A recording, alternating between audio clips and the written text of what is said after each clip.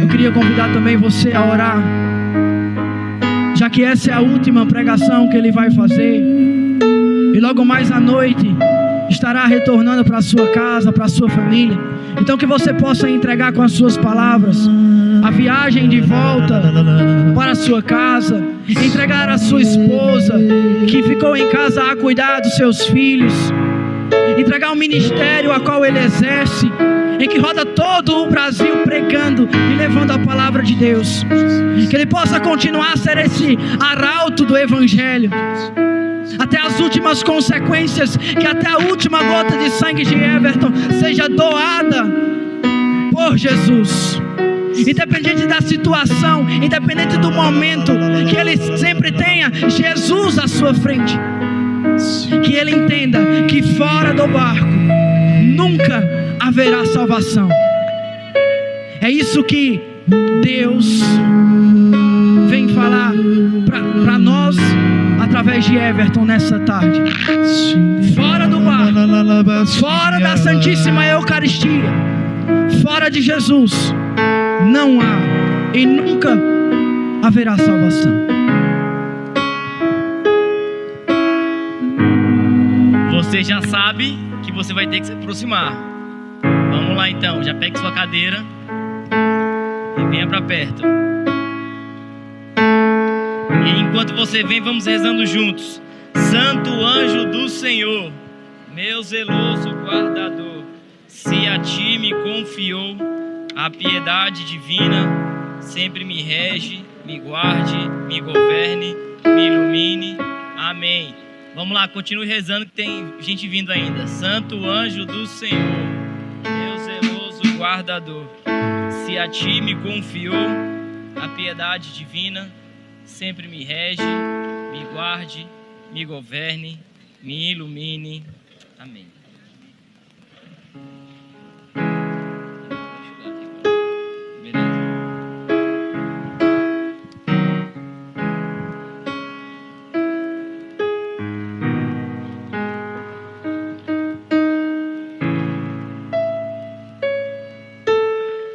Ligeirinho, que a gente tem pouco tempo. A rocha.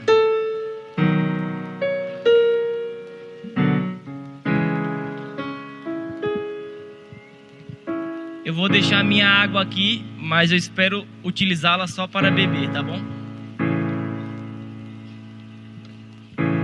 Irmãos, eu não falei ontem, mas eu prego o Evangelho já fazem 10 anos. Nos últimos 2 anos, o Senhor nos deu um apostolado na internet chamado No Barco. No Barco é um canal no YouTube e nesse canal a gente tem um podcast. E esse canal ele nasce motivado por uma palavra que está contida no Evangelho segundo São Marcos, capítulo 4, versículo 35. E a passagem onde Jesus diz: passemos para a outra margem. Jesus chama os discípulos dele a avançar para outra margem em um tempo totalmente desfavorável. E nós entendemos que passar para outra margem, muito mais do que um deslocamento geográfico, é um deslocamento espiritual. A gente precisa estar constantemente progredindo na nossa caminhada espiritual. Vou pedir para que vocês podem segurar aí os instrumentos. Vamos deixar o povo prestar atenção na palavra aqui agora. Então, Deus, ele nos chama a um deslocamento. A gente precisa evoluir. O abade Jean-Baptiste Chaudard, um grande escritor católico, ele diz que a caminhada cristã, ela é um constante caminhar. E quem não progride, regride. Repete comigo. Na caminhada cristã, quem não progride, regride. Ou seja, não existe ficar parado. Talvez você se converteu, começou a caminhar e falou assim: aqui tá bom. Para o abade, isso significa a mesma coisa que regressão.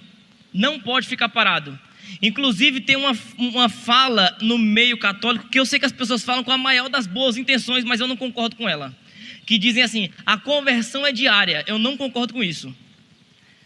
Para mim, a conversão ela é imediata.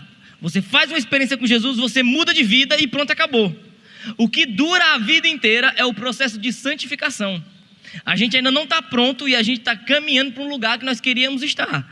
Então, tem um lugar que é o testemunho de Jesus a nosso respeito. Nós ainda não chegamos lá, mas estamos caminhando para chegar lá.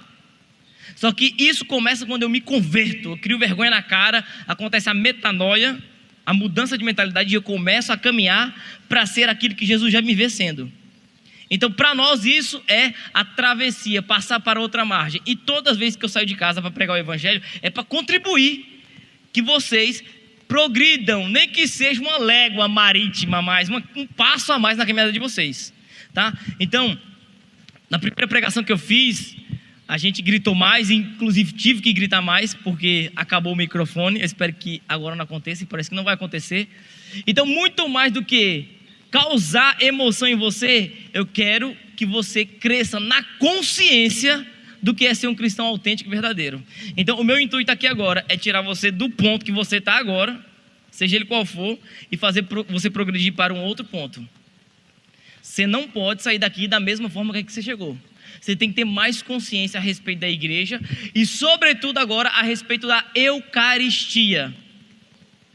Eu vou dar tudo que tenho e tudo que sou, tudo que consegui aprender nesses 10 anos de caminhada para passar para você agora o que é a Eucaristia.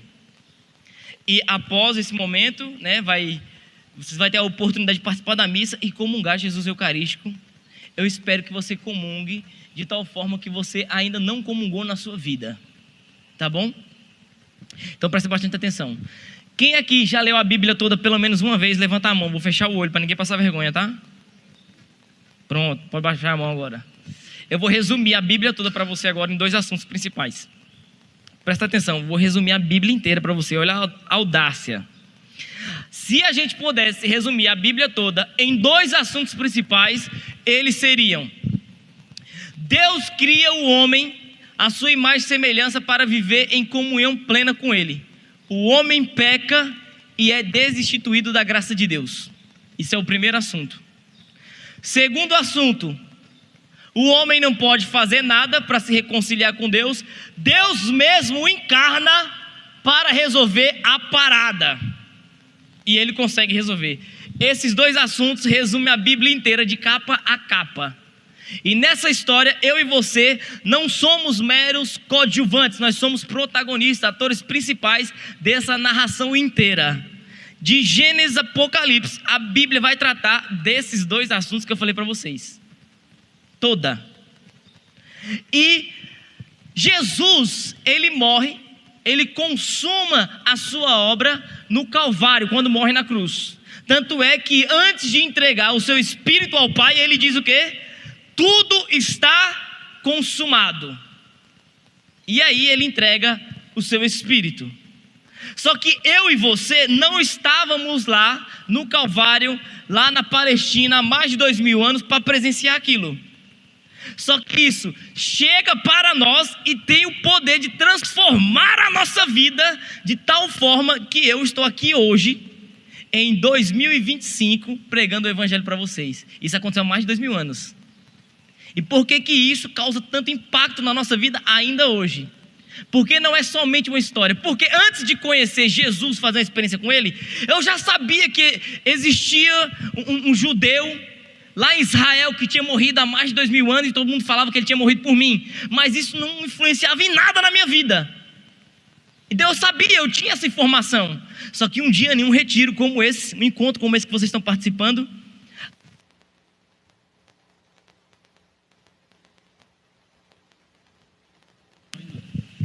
chance. Então, aquilo que era só uma informação, deixa eu fazer uma pergunta. Antes desse encontro do Shekinah, vocês já tinham ouvido falar de Jesus? Quem já tinha ouvido falar de Jesus antes desse encontro, levanta a mão. Tem alguém aqui? Tem algum pagão no nosso meio? Não? Então tá fácil. Então todo mundo tinha escutado falar de Jesus. Talvez Jesus para você até então era só uma informação. Mas o intuito de você ter vindo aqui hoje é que ele passe de uma informação e vire uma consciência. Porque se virar uma consciência, isso transforma a sua vida. Então isso para nós já é uma informação antes desse momento. Só que a igreja consegue trazer isso para nós de forma viva e eficaz. Isso só transforma a nossa vida porque essa realidade ela vem ao decorrer dos anos dentro da história por um organismo vivo chamado Igreja Católica Apostólica Romana. E por isso chega para nós com vida e com eficácia. E é a igreja que falou para você que Jesus morreu por sua causa. Foi a igreja que entregou para você a Bíblia. Foi a igreja que te ensinou essas realidades espirituais, ainda que você estivesse distante dela. É por conta da igreja que você conhece um padre chamado Padre Cícero. Já ouviu falar desse cara? Já ouviu falar desse padre? Antes mesmo do Padre Cícero, outros já tinham vindo, tinham chegado ao Padre Cícero, para que o Padre Cícero pudesse evangelizar essa região. E só chega vivo e eficaz essa realidade, como chegou na vida do Padre Cícero, porque veio através de um organismo vivo, chamado igreja.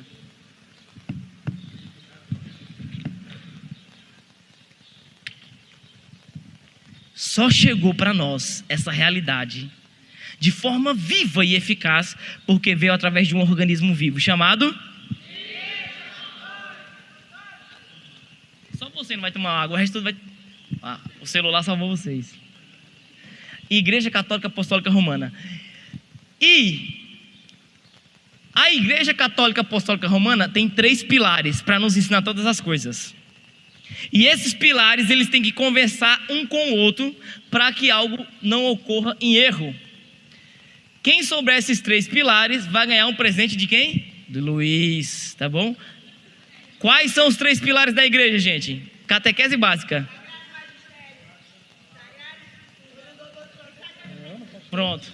Sagrada tradição, sagrado magistério e sagradas escrituras. Tudo que a igreja ensina tem que estar respaldado por essas 3 realidades. Então, se a igreja vier e ensinar uma coisa que as sagradas escrituras comprovam, que o magistério comprova, mas a tradição não comprova, então isso é colocado em xeque. E isso nos protege para não cair no erro de nenhuma seita protestante. Porque se eu sou protestante, eu acordei hoje de manhã com vontade de fundar uma igreja, não tem nada que me respalde. Eu leio a Bíblia, interpreto a meu bel prazer e posso fundar uma igreja. Igreja do Senhor Jesus de Salitre, pronto. É uma igreja agora, eu tenho uma doutrina própria e ensino qualquer coisa para vocês. Eu não tenho um respaldo que me segure, me assegure para dizer que eu estou ensinando a verdade. Eu não sei se vocês chegaram a ver isso. Teve um pastor, numa cidade, acho que no interior do Maranhão, salvo engano, que ele pegou a Bíblia, chegou com a Bíblia para um casal e falou para o casal que Deus tinha revelado para ele, que ele tinha que pegar a mulher do cara. Vocês viram isso aí? Aí, mostra na Bíblia, pastor. Aí ele pegou, leu a Bíblia, tirando um acento da palavra, e estava escrito, pega a mulher do seu amigo e adultera. Aí o coitado do marido falou assim, se Deus está mandando, né, pastor? Fica à vontade. E ele fez isso baseado no quê? Na palavra. Porque não tinha um magistério e uma tradição para respaldar o coitado do casal. Pronto. Virou um corno evangélico conhecido no mundo inteiro. Olha só. Vocês viram isso? Espalhou pelo Brasil inteiro. Tá. Agora olhe bem. A gente vai trazer para vocês então uma realidade espiritual que sustenta a nossa igreja, chamada Eucaristia. E qual é o meu objetivo hoje aqui para você? Para que você se entregue de fato àquilo que a igreja te ensina. Jesus está presente na Eucaristia. E eu vou mostrar isso para você nas Sagradas Escrituras, na tradição e no magistério. Para que nunca mais nenhum vento de doutrina errônea possa balançar e abalar a sua fé. Talvez você não compreenda em totalidade, mas se eu despertar um pouquinho mais de fé no seu coração a respeito da Eucaristia, a minha missão está cumprida aqui. Então preste bastante atenção. Se alguém boiar, eu lamento. Se eu puder ajudar, eu ajudo com uma microfonada na cabeça. Mas tente ficar atento, tá bom? Olha só. O Evangelho nos traz algo muito interessante. Lá em Mateus capítulo 28, versículo 20, Jesus diz assim, ó: estarei convosco todos os dias, até o final dos tempos. Só que olha o que é curioso, fica vendo. É bem assim que acontece, ó. Jesus fala assim, ó: permaneçam em mim e eu estarei com vocês todos os dias até o final dos tempos. Aí ele pega e sobe pro céu. Ele pega e some. O que aconteceu? Jesus mentiu? Obviamente que não. No momento que ele fala que ele vai permanecer conosco até o final dos tempos, ele sobe para o céu e some. Aí o pessoal ficou... Ele está brincando com a nossa cara? Como então que Jesus permaneceu conosco? Quando o verbo, além de ter sido feito carne, ele se fez alimento, pão, para cada um de nós. E as Sagradas Escrituras nos respaldam isso. Dias atrás eu estava em casa com um amigo meu pastor, de uma igreja batista. Aí eu falei, faz o seguinte, vamos ler comigo essa passagem bíblica? Aí eu fui ler a passagem bíblica com ele, que é a que eu vou ler com vocês aqui agora. Aí eu pedi para ele assim, me explique o que você entendeu a partir disso aí. Aí ele falou assim, rapaz, Jesus está falando que ele está no pão mesmo, né? Eu falei, pois é. E aí, o que você me diz? Aí eu acho que a gente precisa despertar um pouco a nossa consciência a respeito disso. A passagem está em João, capítulo 6, versículo 51. Pega aí rapidinho, João, Evangelho segundo São João, capítulo 6, versículo 51.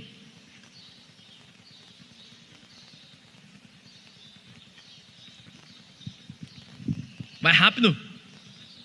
Arrocha. Quem achar, diga eu achei. Quem não achou, fala, espera mais um pouquinho. Vai lá, é João 6, 51. Achou? Quem não achou, só presta atenção redobrada. Eu vou ler, tá? Então, primeiro pilar, Sagradas Escrituras. Repita comigo, primeiro pilar. Não, peraí, repita, eu tô falando, vamos lá. Primeiro pilar, que o Everton vai falar da Eucaristia, é as Sagradas Escrituras. Então, as Sagradas Escrituras vai mostrar para nós que Jesus está realmente presente na Eucaristia, tá? João 6, 51, a palavra diz assim, é Jesus falando, tá? Eu sou o pão vivo que desceu do céu. Quem come deste pão viverá eternamente. E o pão que eu darei é a minha carne entregue pela vida do mundo. Os judeus discutiam entre si como é que ele pode dar a sua carne a comer. Jesus disse, em verdade vos digo, se não comerdes a carne do Filho do Homem e não beberdes o seu sangue, não tereis a vida em vós. Quem se alimenta com minha carne e bebe o meu sangue tem a vida eterna, e eu o ressuscitarei no último dia. Pois minha carne é verdadeira comida e o meu sangue é verdadeira bebida. Quem se alimenta com minha carne e bebe o meu sangue permanece em mim e eu nele. Palavra da nossa salvação. Depois vale a pena você ler tudo. Eu não vou ler porque meu tempo está curto. Mas quando Jesus acaba de fazer esse discurso na Sagrada Escritura, sabe o que acontece? Os judeus que estão ouvindo e alguns discípulos que estão ouvindo lá essa pregação, diz o quê? Diz assim, esse discurso é duro demais. Ou seja, isso parece loucura. Aí sabe o que acontece? Eles se levantam e vão embora. Porque Jesus disse que ele daria de comer a sua própria carne. Algumas pessoas se levantaram e foram embora. Aí talvez alguém diga para você, Jesus não está dizendo necessariamente que a gente vai comer de fato a carne dele. Era um sentido figurado. Era só um significado, como os protestantes dizem. Mas imagine, se fosse só um sentido figurado, se fosse só um significado, Jesus ia deixar as pessoas se levantarem e irem embora por conta de uma má interpretação? Não, o que ele faz? Ele olha para os apóstolos, os mais próximos, e diz, e vocês não querem ir embora também? É como se Jesus estivesse falando assim, a verdade é essa. Se vocês não quiserem, eu não posso mudar a verdade para agradar vocês. Podem ir embora. E olha só, Jesus está fazendo esse discurso depois que ele realizou 2 milagres. Quem lembra quais foram os milagres que Jesus realizou antes de fazer o discurso do pão da vida? Alguém? Pelo amor de Deus. Não. Quem? Alguém? Vamos lá, eu vou lembrar você. Antes de Jesus fazer o discurso do pão da vida, tem 2 milagres que a providência quis que estivesse antes do discurso. Primeiro milagre, Jesus se reúne, ele prega para a multidão, está ficando de noite e o povo não tem comida. Jesus multiplica pão e alimenta um mundaréu de pessoas com o pão que ele multiplicou. E todo mundo come e fica farto. Quem está me entendendo, diga aleluia. Nem está entendendo mais disso, né? Vamos lá. Ele multiplica o pão. Depois que ele multiplica o pão, ele pede para os discípulos atravessarem a margem que ele vai rezar. E eles vão atravessar para outra margem. Daqui a pouco, vê-se como um fantasma vindo andando sobre as águas. E alguém grita: não é fantasma, é o Senhor. Aí Pedro diz: Jesus, se é o Senhor, deixa-me ir até ti. Aí Pedro vai lá e dá umas pisadas na água e afunda aquela coisa toda. Jesus caminha sobre as águas, tá? Então, antes de Jesus fazer o discurso do pão da vida, ele faz 2 milagres e você nunca mais vai esquecer, senão eu vou meter esse microfone na sua cara, tá? Antes de Jesus fazer o discurso do pão da vida, ele faz 2 milagres. Quais são os 2 milagres, Shekinah? O primeiro, qual que é? Isso. E o segundo? Olha só, Jesus faz 2 milagres. Multiplica pães e com o seu próprio corpo ele caminha sobre as águas. Depois ele vai lá e faz o discurso do pão da vida. Tem um bispo húngaro que ele diz algo muito interessante. Jesus, ele faz os 2 milagres para mostrar o quê? Que ele tem total domínio a respeito da matéria do pão e tem total domínio a respeito da matéria do seu corpo. Então, se Jesus tem poder para multiplicar pães, e se Jesus tem poder para fazer com que seu corpo caminhe sobre as águas, ele também tem poder para colocar o seu corpo dentro do pão para que a gente possa alimentar ele. Quem entendeu, diga. Só um entendeu. Dá um abraço aqui, vai. Você está entendendo? Se você entendeu, diga assim, uau. Disseram que esse povo aqui era carismático, eu não sei. Tenho a minha desconfiança. Lá em Guarulhos já tinha uns 8 repousando já, assim, só com a exposição da palavra. Tá entendendo? Isso aqui é poderoso demais, irmãos. Jesus, ele multiplica pães, ele caminha sobre as águas, depois ele faz o discurso do pão da vida. É Deus falando, irmão. Se ele está falando, ele vai cumprir. Talvez você esteja muito acostumado com o universo criado. Imagine todos os animais marinhos que existem, baleias, tubarões, a imensidão do oceano, todos os animais terrestres, os dinossauros que já existiram, se não existiram, mas enfim, as galáxias, os planetas, tudo isso foi criado com a palavra de Deus. Isso não é extraordinário, não? Ele falou e tudo se fez. E porque se ele está falando que ele vai estar presente no pão, a gente tem dificuldade de crer nisso. Não é o Everton falando, é Deus falando, irmão. Nunca mais se aproxime da Eucaristia de qualquer forma. Saiba que ele, como se não bastasse ter se feito homem, que se humilhar ainda mais, se tornando um pequeno pedaço de pão, só para poder tornar-se alimento para você, irmão. Isso aqui é um escândalo para a ciência moderna, para essa face de ciência moderna. Isso aqui deveria falar em todos os jornais, mas ninguém fala nada. Jesus está presente na Eucaristia. Quem disse que ele estaria lá? Ele mesmo. Eu estou mostrando para você, nas Sagradas Escrituras, para quando um protestante bater na sua porta e falar assim, mostre na Bíblia, você abre a sua Bíblia, leia em casa. Deixe de ser um católico ignorante, pelo amor de Deus. Troque um pouquinho, só um pouquinho, irmãos, do Instagram pela Bíblia. Só um pouquinho, não estou pedindo nada demais não. Pegue 10 minutinhos que você usaria no Instagram e leia 5 versículos bíblicos por dia. Pelo amor de Deus. Dá para ser? Vamos fazer o seguinte. Depois do Shekinah, olha só, vocês vão montar um grupo que vão ser os guardiões de salitre. E vocês vão se organizar, não sei como o Luiz vai fazer isso, para um cobrar o outro. Já leu os seus 5 versículos hoje? Se algum dos irmãos se afastarem, você faz assim, Luiz, grupo de 5, para partilhar a palavra. Pode ser pelo WhatsApp. No dia que um sumir, vocês perceberem que ele não está lendo a Bíblia, vocês vão rezar o rosário na casa dele. Mas o que é o rosário? É um taco de beisebol escrito rosário. Um pedaço de madeira, escreve rosário e fala, vamos lá na casa dele rezar um rosário com ele. Rapidinho você vai ver que o povo vai começar a dominar as Sagradas Escrituras. É tão eficaz quanto a água, você vai ver. Eu garanto. Então a palavra está dizendo para nós que Jesus está presente na Eucaristia. Amém? Amém?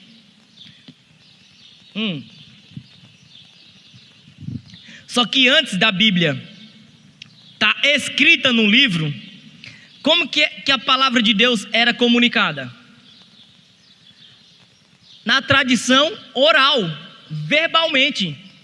Você sabia que o apóstolo Paulo, quando ele ia pregar o evangelho, ele não usava Bíblia? Sabe por quê? Porque não tinha Bíblia. Então o que é a tradição? É essa palavra que está na Bíblia oralmente proclamada. Então antes da Bíblia já existia uma outra realidade, que é o outro pilar da igreja, chamada tradição. Isso é cabuloso, isso é maravilhoso. Mas peraí, eu vou fazer o seguinte, guarda a tradição aí, eu deixo a tradição por último e vou falar primeiro do magistério. O que é o magistério?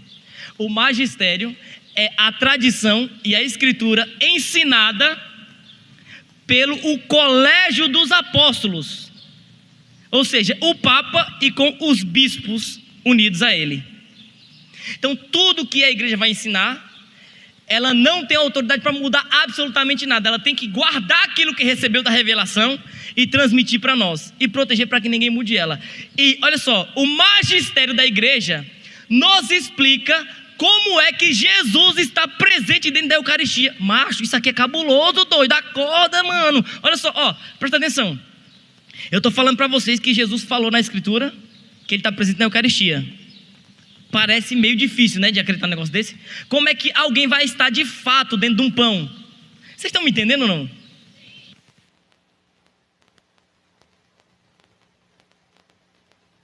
Bom, valeu. Olha só, eu preciso que vocês prestem atenção no que eu estou falando. É sério, quando eu falo isso lá em Guarulhos, o povo fica assim, admirado. Um homem está falando que ele vai estar presente dentro da Eucaristia. E sabe o que Santo Tomás de Aquino diz para nós? Ele diz o seguinte: quando a gente comunga, a gente mastiga os ossos de Jesus. A gente mastiga a pele de Jesus. A gente mastiga os olhos de Jesus. A gente está comendo de fato a carne de Jesus, de forma eucarística.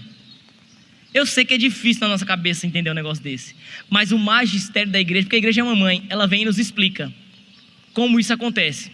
Olha só, parece difícil, mas não é, porque eu entendi e você vai entender também. A filosofia nos explica como é possível o corpo de Cristo estar escondido dentro da Eucaristia. Olha só, a filosofia trata isso com duas realidades, chamada acidente e substância. Tudo que existe tem acidente e tem substância. Vocês estão comigo? Balança o irmão que está do seu lado e fala: acorda que agora o negócio vai ficar sério. Ai, Priscila, acorda, Priscila. Ai, tudo que existe tem acidente e tem substância. O que é acidente, Everton? Acidente é tudo aquilo que é acessível aos meus sentidos. Quantos sentidos o ser humano tem? Faz de conta que você sabia. 5. Quais são os sentidos? O tato, o olfato, audição, visão, paladar. Então tudo que está aqui dentro, na sua cachola de informação, tudo que está dentro de você, passou pelos seus sentidos. Ou você ouviu, ou você viu, ou você comeu, ou você sentiu o cheiro, ou você pegou. Se está aqui dentro da sua razão, do seu intelecto, passou pelos seus sentidos. Ok? Então, o que é o acidente das coisas? O acidente das coisas é aquilo que o meu sentido pode alcançar. Tá entendendo, índiazinha? Tá? Faz um esforço aí para entender. Ó, vou deixar mais claro para vocês. Por exemplo, essa garrafa aqui, ó. O acidente dela é o quê? Um plástico. E eu consigo acessar esse plástico. Por quê? Porque um dos meus sentidos toca no plástico, a minha mão, certo? Só que tem uma matéria-prima que formou esse plástico aqui, que eu não sei o nome dessa matéria-prima. Alguém sabe? Petróleo. Alguém está vendo petróleo aqui? Não vê. Ou seja, o petróleo está na substância, mas não no acidente. Está entendendo? Então, o acidente eu consigo acessar, a substância não. Então, quando a gente fala da Eucaristia, a gente está falando de uma realidade em que os acidentes dela mostram para nós uma coisa, mas a substância é outra. Eu vou pedir para os meninos colocar a foto que eu tinha pedido aí. Só não erra a foto. Ixi, tá ruim para ver, né? Deixa eu ver. De longe. Vocês estão conseguindo ver o que é aquilo ali? São duas... Não, pelo amor de Deus, deixa eu pegar minha água. Fala tu aqui, é o que é aquilo ali? 2 xícaras. 2 xícaras, fala com vontade, mano. 2 xícaras. Isso.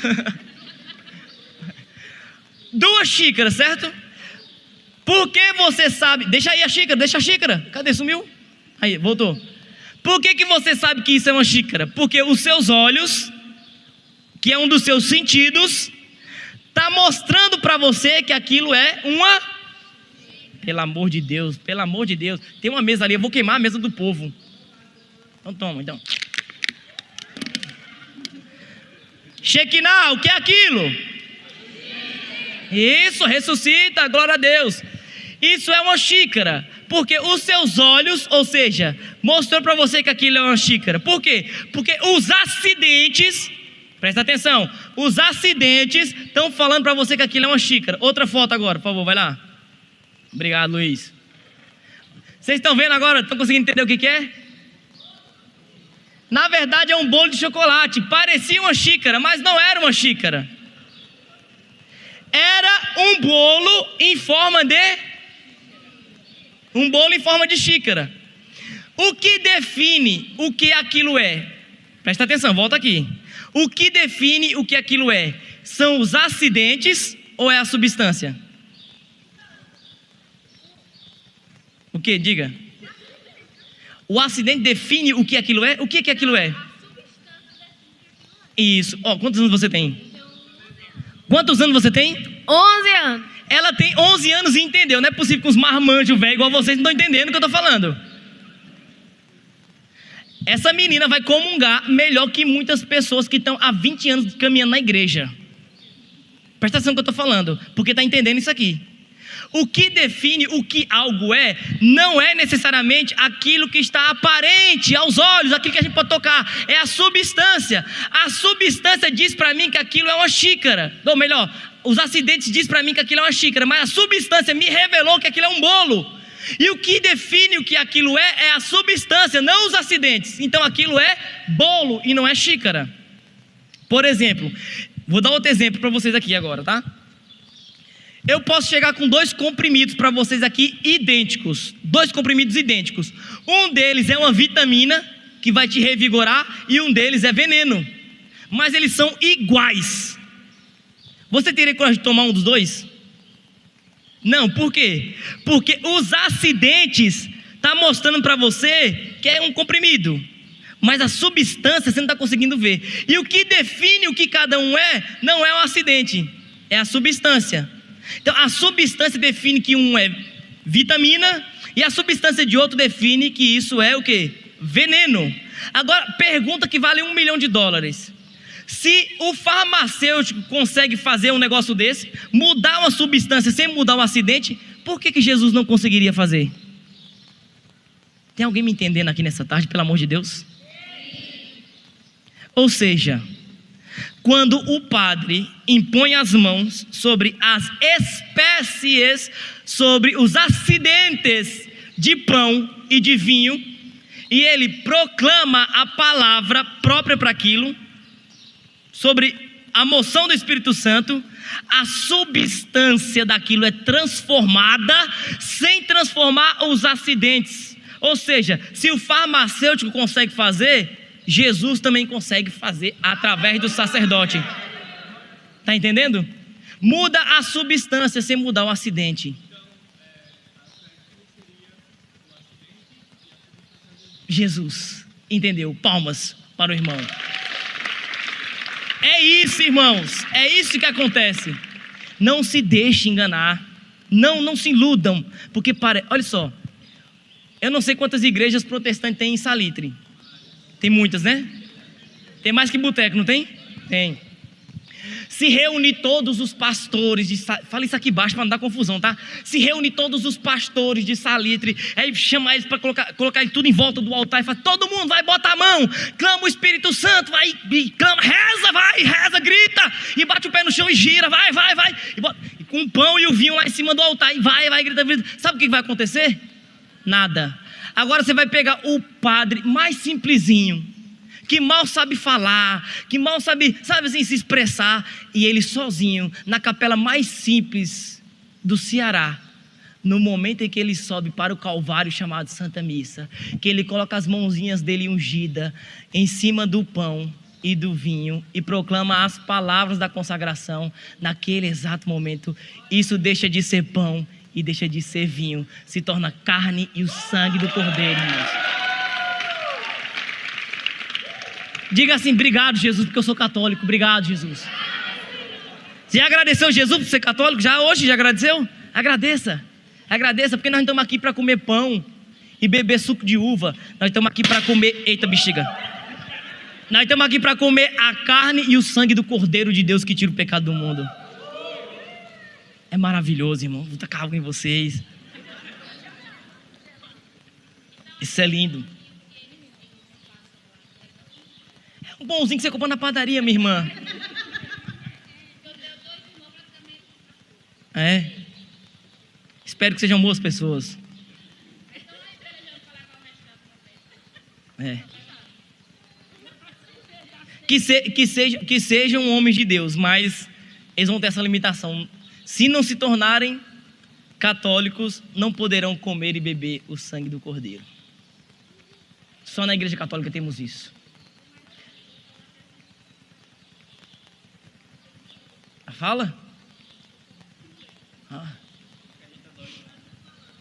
Se eu pudesse, eu passava a tarde com vocês aqui falando, mandava vocês trazer para mim todos os questionamentos, a gente ia respondendo, mas fica para uma próxima oportunidade. Faz o seguinte: assim que acabar o retiro, você vai pegar o seu celular e vai começar a seguir o No Barco Podcast. Lá tem todos esses assuntos, tá bom? Então faça isso, compromisso. A gente vai se encontrar por lá.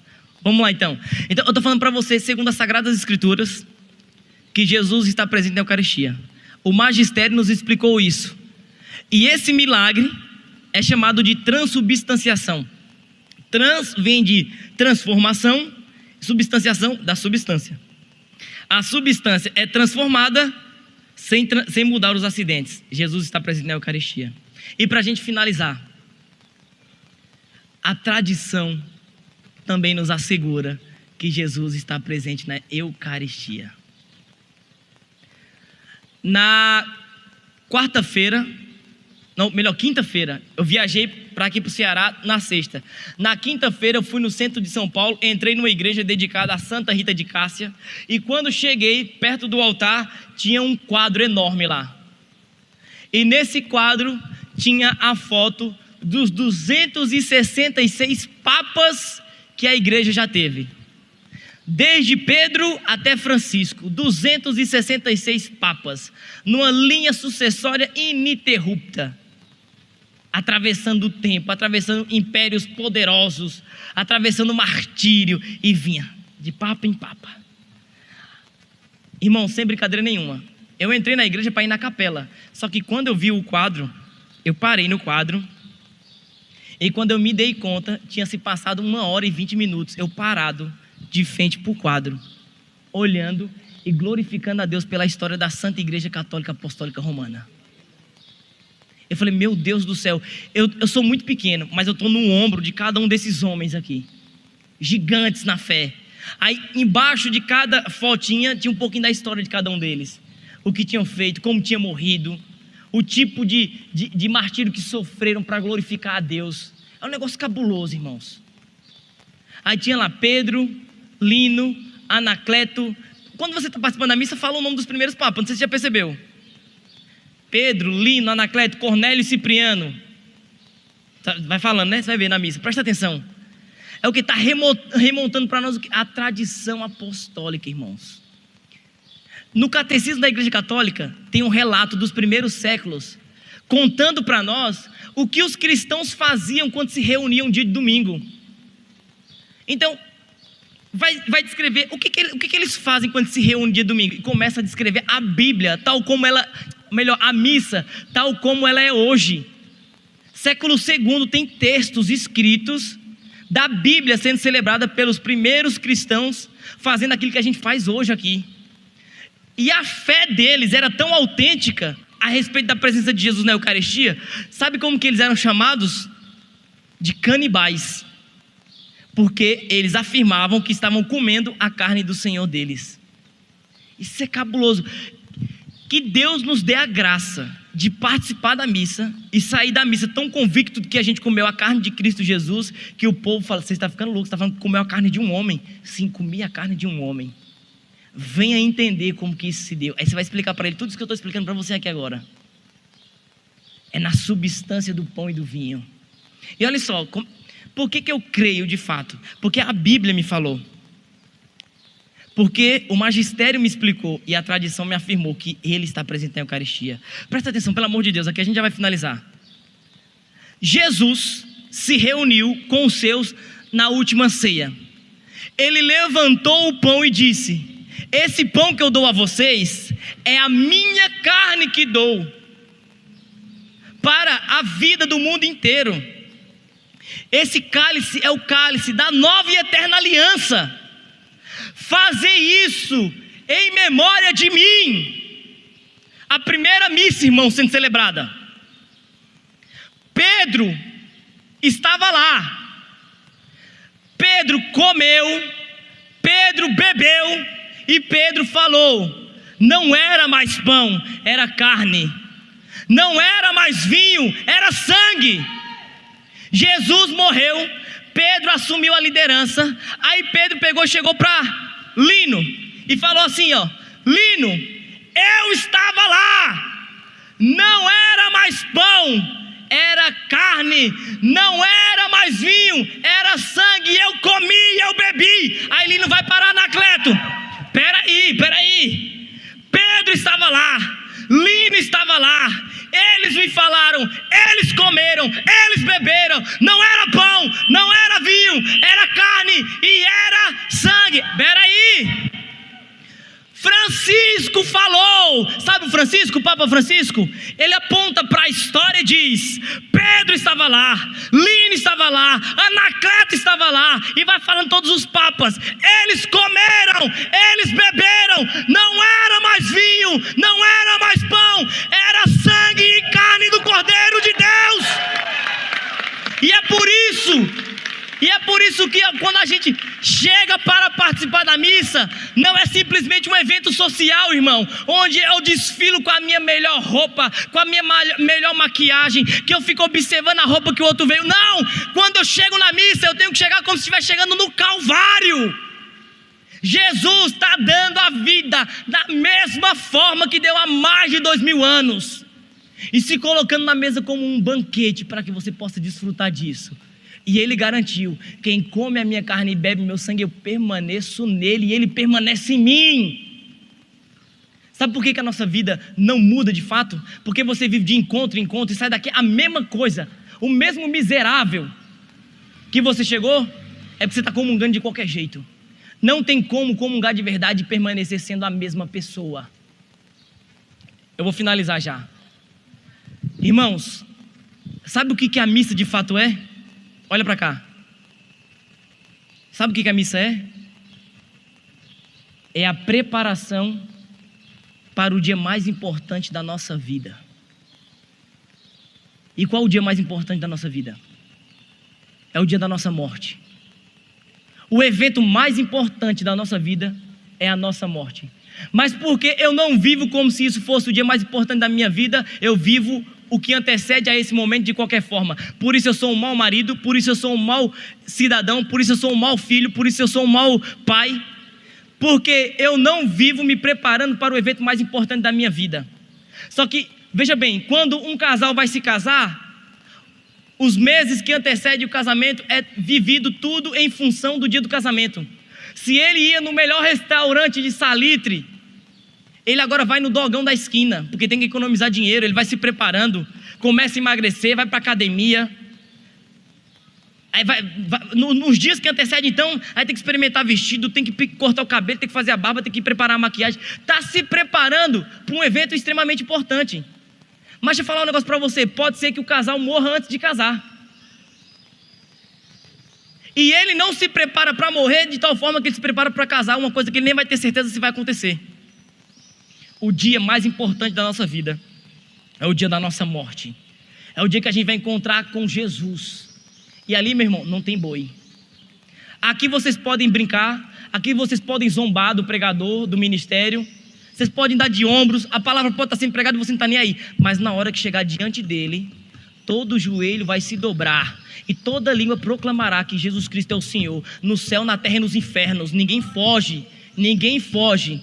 O momento é agora. Então, pelo amor de Deus, faça um momento de silêncio após acabar essa pregação aqui e se prepare para participar do santo sacrifício de tal forma que você nunca participou antes.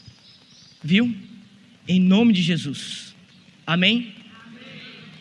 Antes de dar tchau para vocês, eu queria agradecer ao Luiz, ao ministério inteiro aqui, pelos irmãos, pela acolhida. Queria agradecer Salitre, o Ceará. A experiência de estar com vocês foi muito boa. Todo lugar que eu passo, eu levo um pedacinho do lugar comigo e certamente eu levarei vocês no meu coração, nas minhas orações. Lembrarei do rosto de vocês. Provavelmente não vou conseguir lembrar de todos, mas alguns vou lembrar e vou rezar e peço a vocês que rezem por mim, para que eu permaneça firme, para que eu permaneça fiel, porque a minha oração para com o Senhor é: exija de mim, Senhor, o dobro daquilo que eu exijo das pessoas que eu prego. Mas eu preciso da oração de vocês para ser fiel. Me ajudem, rezem por mim, rezem pela minha casa, para que a gente continue perseverando. Amém? Entrem no barco, porque fora do barco não há salvação. Permaneçam na igreja. Há mais de um ano, a minha família, estamos nos dedicando inteiramente para o Evangelho. Inteiramente. Saí do meu trabalho para viajar pregando a palavra. Uma das maneiras que a gente tem de fazer isso acontecer é através da venda das camisetas, a oferta que a gente recebe nas missões, para pagar aluguel, para colocar comida na mesa, é isso, é confiança no Evangelho. Então, se você puder, passa ali no final, adquira uma camiseta. Eu sempre digo, não é simplesmente sobre camiseta, é você possibilitar o meu ministério de continuar acontecendo. Para que eu venha pregar e vá pregar em tantos outros lugares, só é possível por conta disso. Ano passado foram mais de 10 estados. Nesse ano a gente programou para viajar 15 estados pregando a palavra. E eu tenho vivido os dias mais felizes da minha vida. Não tenho medo nenhum. Bendito seja Jesus. Permaneça firme, viu, Luiz? Vale a pena. Vale a pena não, vale a galinha inteira. Dê até a última gota de sangue pelo Evangelho. E no final da vida de vocês eu garanto, vocês não serão envergonhados e nem estarão arrependidos. Glória a Deus, bendito seja o nome do Senhor. Amém. Amém. Obrigado, meu irmão. Pessoal, eu queria só pedir a ajuda de vocês para a gente organizar as cadeiras como estavam, porque a gente já vai se organizar para a Santa Missa. E só, prestem atenção, só por último aqui, o pessoal que está carregando, virem para cá, é rapidinho, vou até subir no palco. Essa última pregação, o tema dela e a dinâmica que Everton fez aqui, ela foi proposital. O tema foi exatamente para repassar para vocês o que é a Eucaristia, quem é a Eucaristia, para que agora na Santa Missa vocês possam comungar Jesus sabendo o que vocês estão comungando. Então nunca mais comunguem de qualquer forma. Se precisar de confissão, procure o padre para se confessar, porque foi justamente essa a intenção, que vocês conheçam e saibam quem vocês estão comungando. Amém? Nos preparemos para a Santa Missa.